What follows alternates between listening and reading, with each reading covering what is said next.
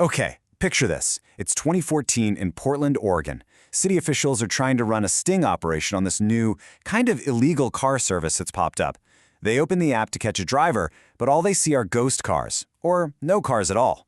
They've been completely locked out by a secret piece of software called Grayball. Now, this wasn't some glitch in the system. It was a weapon designed by a company that was about to take over the world by pretty much breaking every rule in the book. This is the story of Uber. And that quote right there from co-founder Travis Kalanick, that's not just a clever line. That was the entire philosophy. It's the unapologetic, aggressive mindset that took Uber from a tiny startup into a global juggernaut. It's a wild story of game-changing innovation, but also of ruthless tactics and a really controversial legacy. But before all the drama, before the scandals, it all started with a really simple, universal problem. So it's 2008. Two buddies, Garrett Camp and Travis Kalanick, are stuck on a freezing cold street in Paris. They can't get a cab for the life of them. And that one moment of pure frustration, that planted the seed for what would become a billion-dollar empire. I mean, we all remember this, right? Trying to get a cab used to be a total nightmare. You'd stand on a corner, waving your arm, hoping someone would stop. The wait times were a complete guess, you had to have cash on you, and the quality of the car, or the driver, it was a total roll of the dice. Camp and Kalanick looked at this and saw an entire industry just waiting to be turned upside down. Their first idea was just so cool and elegant. They were actually inspired by a scene in the James Bond movie Casino Royale, where Bond tracks a car on his phone. So they thought, what if we could do that for everyone?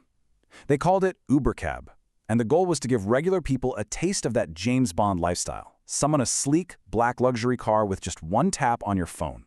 And of course, the idea was an absolute hit. But almost immediately, Uber ran headfirst into its biggest, most stubborn enemy, the law. And the way they responded to that very first legal challenge would set the tone for the company's aggressive identity for years to come. So just a few months after they launched in San Francisco, city officials hit them with a cease and desist order. The team was freaking out. They were facing huge fines, maybe even jail time. But Kalanick? He was totally unfazed. His order was simple. Ignore it, just drop the word cab from the name and keep going. See, in his mind, Uber wasn't a taxi company that had to follow old taxi rules. No, it was a technology platform playing in a whole new ballgame. And this defiance evolved into a brilliant and pretty brutal playbook for taking over city after city. Step 1, launch with massive promotions to get drivers and riders hooked. Step 2, grow so fast, so quickly that the city can't imagine life without you. Then, step 3, when regulators inevitably try to shut you down, you weaponize your user base. You put a button in the app that lets them flood City Hall with protest emails. And finally, step 4, use all that public pressure to lobby politicians and get the laws changed in your favor. Genius, right? And Grayball was maybe the most extreme example of this strategy. It was this secret software that would literally identify government officials who were trying to investigate Uber. And when it spotted them, it would show them a fake version of the app, a ghost world with no cars available. To make this thing even better, Uber actually went out and hired former CIA and FBI agents. They built their own little corporate spy unit. Now this win-at-all-costs mentality wasn't just reserved for regulators. Oh no. It was aimed squarely at their biggest rival, Lyft.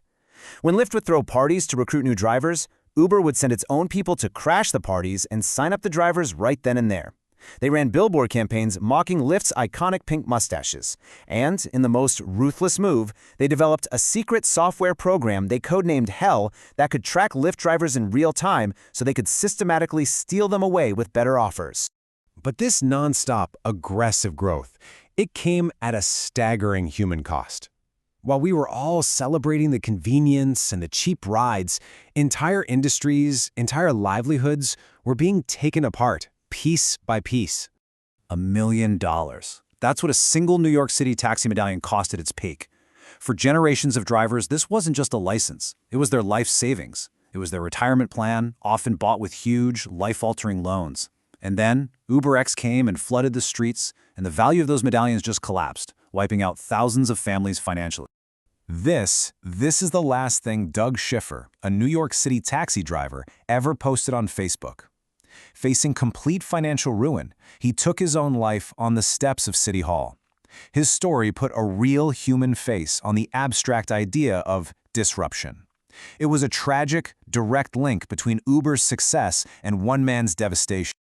By 2017, the whole thing felt like it was spiraling out of control. The company was just drowning in scandals. An engineer named Susan Fowler wrote a blog post that exposed a deeply toxic internal culture of sexual harassment. Google's self-driving car company Waymo sued them for allegedly stealing trade secrets. The hashtag delete Uber went viral online, and then the final nail in the coffin, a video leaked of Travis Kalanick himself in an Uber arguing with his own driver about falling fares. The pressure just became too much to bear. On June 20th, 2017, the Maverick CEO was finally cornered. His own investors, the very people who funded his war, walked into his office and handed him a letter demanding his resignation. The Kalanick era was over, but the machine he built, well, that was just getting warmed up. So with Kalanick gone, you'd think things would calm down, right? Not really. The controversies didn't stop. They just changed shape. The public focus shifted from this one brash, rule-breaking guy to something much harder to see, much more powerful: the secret algorithm that now runs the entire show. You see, a huge change happened in how drivers get paid. The old way was a simple, transparent formula based on time and distance. They called it a rate card. But now it's called upfront pricing, and it's determined by a black box algorithm that weighs hundreds of secret factors. The result?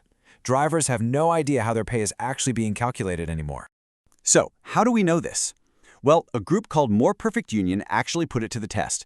They got a bunch of drivers together in the exact same spot at the exact same time to request the exact same ride. And what happened? Uber and Lyft offered them different pay for the exact same job, proving the algorithm was making personalized, secret calculations for every single driver. This practice actually has a name: algorithmic wage discrimination. And what's really wild is that right now, there are no specific laws against it. The technology is so new that it's operating in this strange legal and ethical gray area, which raises huge questions about fairness and transparency for millions of gig workers. And the potential impact here is just staggering. Get this, Uber's own research found a gender pay gap on its platform. On average, female drivers earn 7% less than male drivers. Now, Uber says this isn't intentional bias, but it suggests that the algorithm itself, by rewarding certain driving patterns over others, might be accidentally reinforcing or even worsening existing social inequality. So, after all this, the amazing innovation, the deception, the disruption, the data, what is Uber's actual legacy? Well, the complicated thing is that it's a company that really holds two completely opposite identities at the same time. On the one hand, it's the celebrated innovator. They solved a problem everybody hated, and they created flexible work for millions of people. But on the other hand, it's seen as this exploitative giant that destroyed an industry, denied its drivers basic protections, and used some seriously shady tactics to win. And the crazy part is, both are true. You can't separate Uber's biggest successes from its darkest moments. Which really leaves us all with one final important question. Tapping a button on your phone and having a car appear in 2 minutes is unbelievably convenient. We all love it. But as we've seen, that convenience was built on a foundation of broken rules, shattered lives, and algorithms we can't see or understand. So the next time you take a ride, it's worth asking yourself, what is the real cost?